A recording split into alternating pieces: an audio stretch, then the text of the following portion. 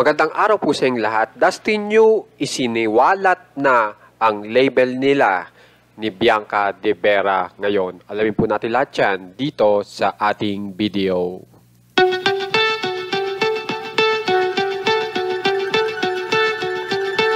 So, nagkaroon po ng matinding interview na naman po ngayon si Dustin New. At ito na nga po, sinabi niya na yung mga patungkol po sa kanila ni Bianca De Vera. At ito po ay pinaka-current. So, alamin po natin lahat yan.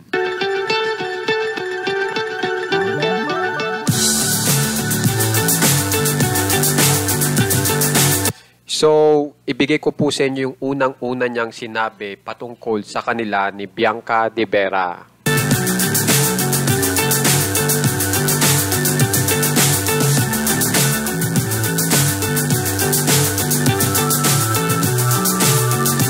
So, sa interview, yan ang una niyang sinabi. Okay, yan yung una niyang sagot. Sobrang swerte ko, nandyan si Bianca talaga. Okay, na kung saan ay sinasabi niya po dyan na yan po yung panahon na nasa loob pa sila ng bahay ni Kuya at nung mamit niya nga po si Bianca ay yan ang kanyang pakiramdam. Sobrang swerte niya raw na nandyan si Bianca De Vera. So kung mapapansin nyo, iba talaga ang feeling ni Dustin New pag nakakasama o nakakasalamuha si Bianca De Vera sa loob ng bahay ni Kuya. So high, I'm hypnotized. What's up is down, what's left is right. Chasing stars and holding. Yan, sumunod ay sinabi niya, excited papunta sa panliligaw kay Bianca. Kaya ibig lang sabihin po niyan, wala pa talaga silang label ngayon. Pero excited daw siya na papunta na siya sa panliligaw kay Bianca. I can't see the end, but we'll see it through.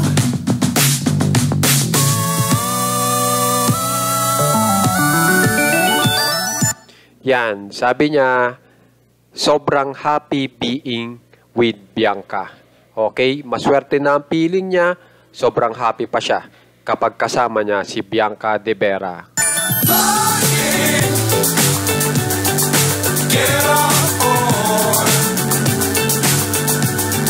Tapos itong number 4, ang pagkakasabi niya pa, siguro daw may chance na mag-collab sa pagiging mag-love team kahit magkaiba sila ng network.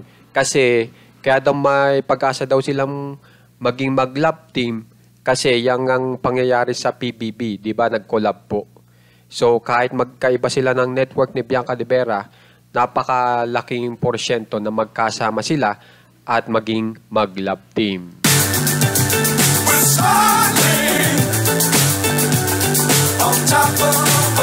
At nasabi rin o nasambit din na baka daw ito ay isang series.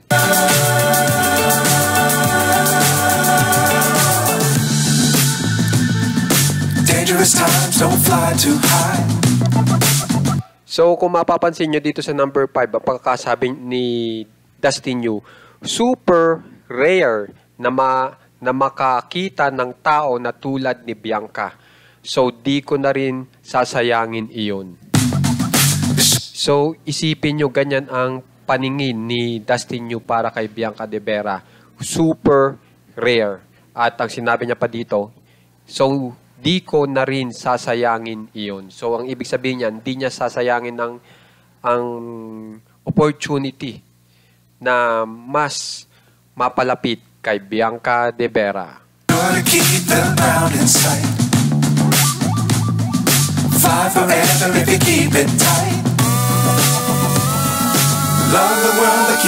Tapos yan, sa pang-anim, ang sinabi niya, ang kaibahan niya sa ibang girls ay sobrang happy ako kapag kasama siya. And sobrang bait, talino niya. So, yan yung napansin niya kay Bianca De Vera. Na sobrang happy siya pag kasama si Bianca.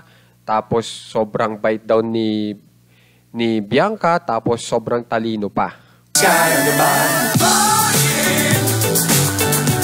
Kaya pala kung inyong ma-analyze, di ba nasabihan po si Dustin Yu ng OA? Kaya lang naman po nasabihan ng OA si Dustin Yu kasi ipinagtatanggol niya si Bianca De Vera, ayaw niyang nasasaktan. Kaya naman pala may ganun na pangyayari, isipin niyo naman yung paningin ni Dustin Yu para kay Bianca De Vera. Habang binabasa ko po itong mga numero na ito na mula kay Dustin Yu. Di ba po ba? Get on board. We're sailing on top of the world. So dito na po tayo sa pang-anim at ang pagkakasabi ay never akong na-board kausap siya. Dami ko pang natututunan. So marami daw na natututunan si Dustin Yu o maraming knowledge na nakukuha si Dustin Yu kay Bianca De Vera tapos never daw siyang na-board. So talagang pagkasama pala si Bianca De Vera talagang napaka-lively at yan ang gusto ni Dustin Yu.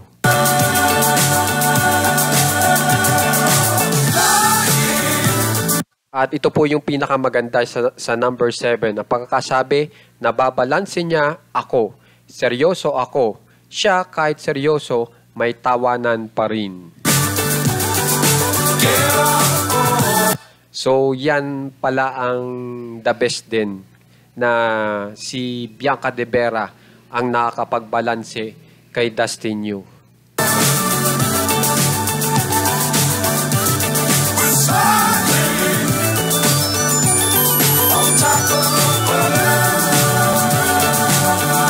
Kaya naman guys, kung gusto nyong ma-update pa rin patungkol sa Dasbia, subscribe na po kayo sa ating channel na Juan Katawa. Maraming salamat po sa mga tumatapos ng ating video, lalong-lalo na rin po sa mga nag-share.